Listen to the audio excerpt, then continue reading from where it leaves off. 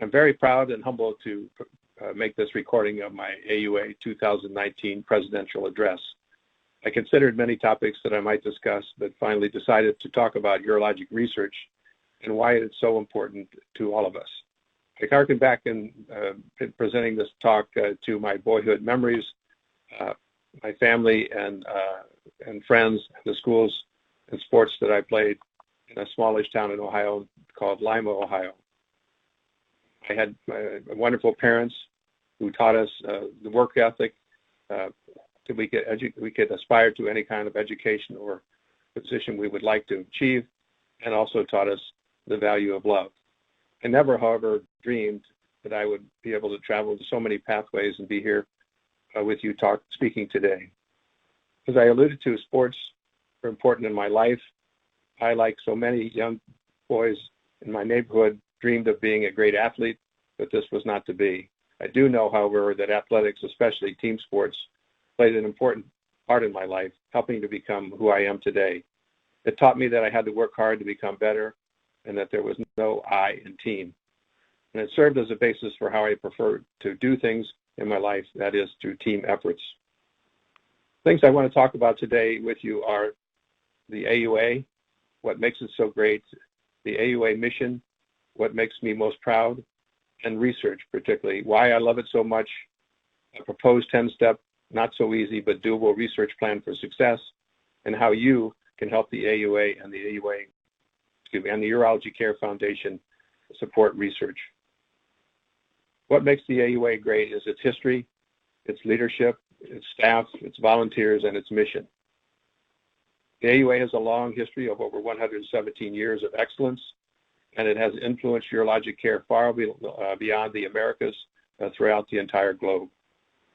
I had the pleasure of working with a board shown on this slide who are all dedicated and hardworking and thoughtful individuals, all characterized by their devotion to the AUA and to urology. I want to particularly recognize Dr. Manoj Manga, who served as AUA secretary during my tenure on the AUA board. This is the most difficult position in the AUA, and he performed his duties very admirably. The staff of the AUA is also very important. It encompasses over 150 individuals located at our headquarters in Baltimore. It is characterized by a dedicated, knowledgeable, and always helpful staff under the leadership of Mike Shepard, our Chief Executive Officer. Most importantly, the volunteers are what make the AUA so special. The AUA could not achieve even a small fraction of what it does without the efforts of countless volunteers. So we all have to thank you so very much for these efforts. The AUA mission is to promote the highest standards of urologic care through education, research, and the formulation of health policy. All that we do at the AUA Board of Directors is related to and measured by this mission. Naturally, all of us have different perspectives and interests in urology, and these often determine what parts of the AUA mission bring us the most personal gratification. We all need to remember, however, that it's critical that we remain undivided in our efforts to support the AUA's mission and advocate for all. I like to think of the AUA's mission as three pillars of education, research, and health policy. I will tell you that it is actually incredible how much is accomplished each and every day in each of these different areas. What makes me most proud regarding the AUA mission, starting off with the areas of education and health policy, are under education, the core curriculum, and the development of the AUA University. And under health policy, the creation of a global philanthropic committee. While I was secretary of the AUA, we began to create the AUA core curriculum, which was to define the breadth and depth of urology and to be used as an educational tool for training new residents and actually urologists in practice. We knew when we started this process that this was probably just the tip of the iceberg and that much more would come behind it to further the educational process. I want to thank Lauria Boncase, who is AUA staff member working with us on this project, for all of her very hard work. What has developed now is the AUA University, which provides extensive information and educational materials, again, useful throughout the world for educating urologists. Also very proud that the AUA, along with the European Association of Urology, the ICS, and the SIU came together to fund educational centers beginning in sub-Saharan Africa, in Senegal, and Nigeria, and now having gone on to fund other centers in Haiti, Tanzania, and Sudan, with special projects in other parts of the country, other parts of the world. These projects fund educational programs and provide new equipment for these educational programs, which are critical to the development of urology in these areas which have been, to date, underserved. Going back to my main theme of my research, my talk, that is regarding to research, what I'm most proud of is the enhanced funding for urologic research that has been achieved over the last several years. I, like most of you, am a clinical urologist. I love taking care of patients and being in the operating room, but I've also had a very important interest in research throughout my entire career, believing strongly in the quotation, "Today's research is tomorrow's practice." I believe that research is what keeps our field innovative and vibrant. When I decided to put together this talk, I thought about my own career and came up with a research plan for success, encompassing 10 not so easy but doable steps. This is certainly not the only way to build a research career, and hopefully this plan may be helpful to many of you listening. The research steps are, number one, to find people and places that can set the stage for your career. Number two, to identify role models. Number three, to look for research questions, always asking why and thinking of ways to answer these questions. Number four, to embrace clinical research opportunities. Number five, to find and sustain basic research collaborations. Next slide. Number six, to learn how to write successful grants. 7, to be persistent and focused. 8, build and sustain disease condition multidisciplinary research teams. 9, educate others, especially our students, about research. And 10, to always surround yourself with excellence. I believe that all of us are what we have become primarily because of the opportunities we've encountered, and especially the people who have influenced our lives.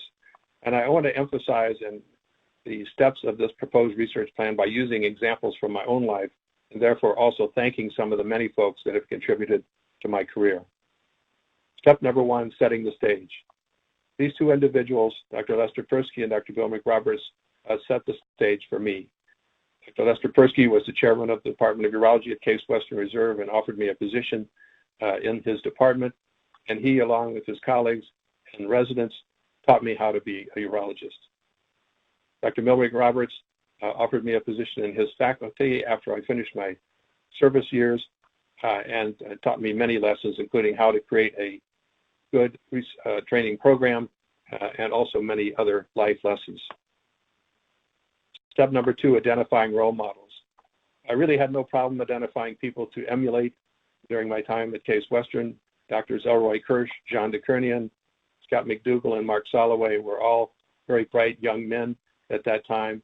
And I knew from the very beginning that these were the kind of people I would like to be like as my life and career in urology continued. Step number 3, look for research questions. I want to give you an example of a clinical observation and the ability to find a tool to study it. While I was reviewing the literature on palliative nephrectomy with Dr. John DeKernian, I noted that even though the overall results were very abysmal, many patients never leaving the hospital after surgery, that there were a number of patients, a minority, who actually did quite well. And I asked myself, why? How could we study this? Several years later, I proposed a trial of cytoreductive nephrectomy to the Southwest Oncology Group.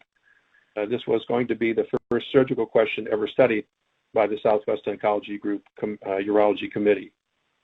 This led to a trial which has now been published many years ago, showing that in the era of interferon therapy for systemic treatment of renal cell cancer, that removing the kidney in the face of metastatic disease resulted in an improved overall survival in patients so treated. This study influenced substantially how we have managed selected patients with metastatic renal cell cancer over the last 2 decades. Whether it will continue to do so with the advent of more effective and systemic therapies, of course, remains to be seen. But it also illustrates another important aspect of research, and that is that research is a series of steps. Each step is meant to move us forward, but each step is also rarely an end unto itself. Step number 4, embrace clinical research opportunities. I had always, during my career, been a part of multidisciplinary, multi-institutional research groups, including the Southwest Oncology Group. Dr. David Crawford, at one point early in my career, asked me if I would lead the renal cell subcommittee of the Southwest Oncology Group, and of course, this focused my attention on renal cancer. At the same time, back at home at Loyola, we were awarded an NIH grant to study the impact of LAK cells on the treatment of renal cell cancer.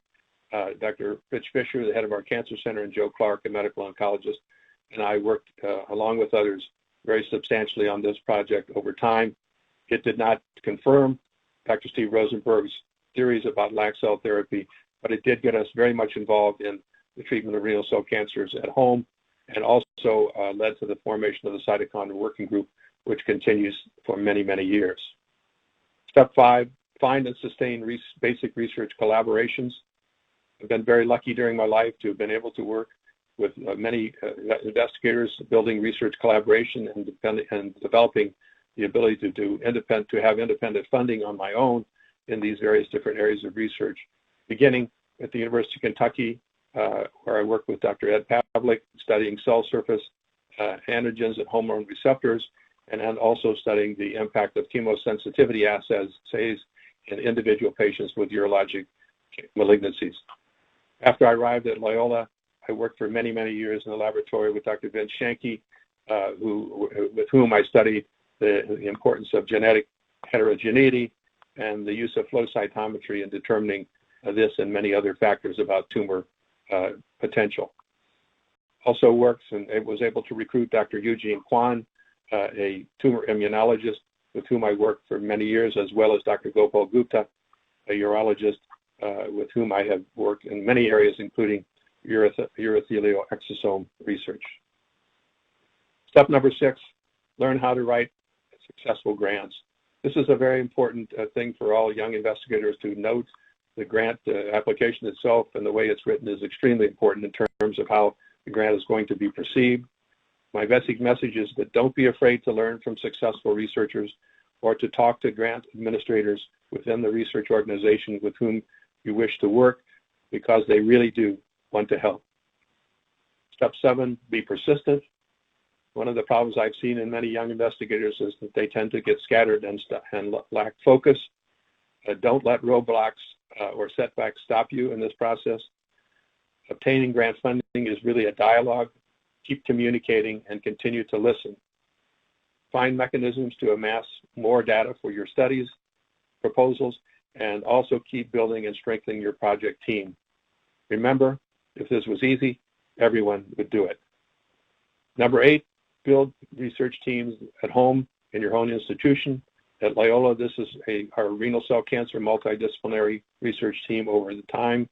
You can see the investigators in both urology, medical oncology, and pathology who have been a very important part of this team. Together, we've been able to discuss things which are of interest to each of us and ask many questions regarding renal cell cancer, which we've been able to answer in the areas of diagnosis, prognosis, and treatment. Number 9, educate others. There can be more joy in watching the accomplishments of your mentees than in watching or witnessing your own. Always try to mentor as well as you possibly can. At Loyola, we have had a plan to teach all of our residents great surgical and medical skills, but also provide the tools that some will need to pursue an academic pathway. And finally, step 10, surround yourself with excellence. I really firmly believe that it's critical to recruit and to build relationships with your faculty and to make sure that they all have developed excellent educational and research activities in and of their own. This is a picture of our Loyola faculty dedicated to research and education in many areas of urology. We created a research year in our program several years ago, and this has resulted in an increased number of our residents that go on into careers in academic urology, pictured here on the slide. Since we started the research year, 33% of our residents have stayed in academic careers throughout the remainder of their careers in urology, and there are more yet to come. I want to change the new slide. I want to change the discussion at this point to talk about research and what you all can do to help. And the basic premise is that you can support the AUA and the Urology Care Foundation.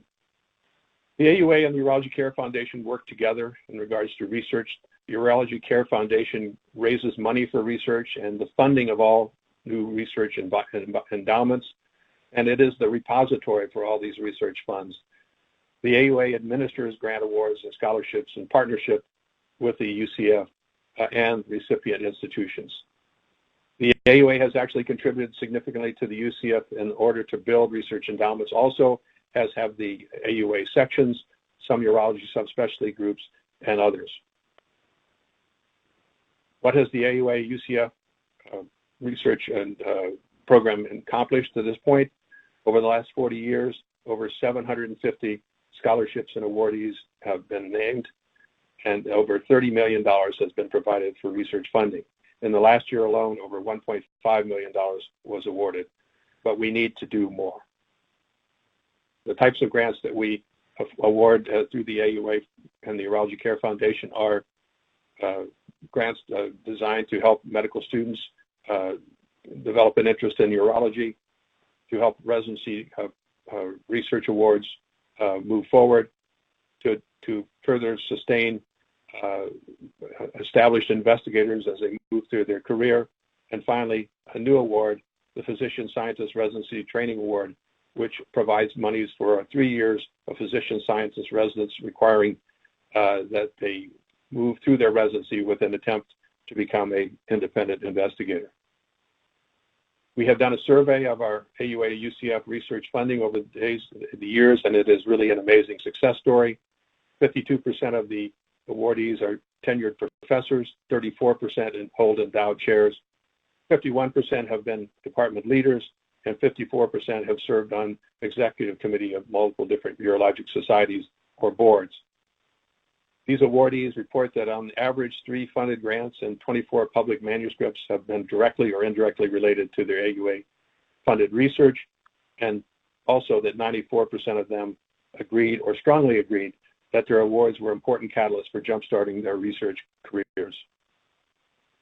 The awardees have been 73% of the time either MDs or MD PhDs, and in 27% of cases PhDs. Of the physicians receiving the awards, 85% remain in academic practice, and 15% in community practice. And amazingly, 92% of those in academic practice and 52% of them in community practice are still involved in conducting research. Why should we all help?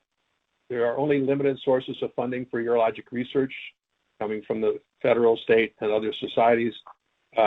There are multiple gaps of funding that need to be addressed within urology. New discoveries are critical for urologic practice, and we would clearly not be where we are today without the support of our foundation in this regard. It will take all of us working together to meet the needs of future generations of patients and their family. If you do the math in terms of research endowments, it takes a $1.5 million endowment to create a $40,000 grant that can be awarded annually in perpetuity. With matching funds from the institution, these researchers receive $80,000 per year. Obviously, it takes 1,500 donors of $1,000 to create one new grant. Our role is to find donors and organizations that are willing to help and able to help. Recently, the Urologic Care Foundation has created a new visionary fund, which looks to attract smaller grants for research support, which can be distributed as they become available every year. The ultimate goal of this visionary fund is to fund bridging of research investigators during their careers and help to sustain their programs. So please think of giving to the Urologic Care Foundation. Give of your time and your resources. What you are building is the future of urologic care. Of course, I have to thank many people in my life, including the ones I've already mentioned, but especially my wonderful wife, Joan, who has been a terrific support to me throughout my early career, and my children and grandchildren, who are the apples of my eyes and the important thing that I work for every day. I mentioned team efforts in the past, and you can see that I've had basically 3 teams during my lifetime. One has been our Loyola team, number 2, the AUA team, and finally, my family. So finally, I want to thank you all for listening and for all the help you've given me during my career.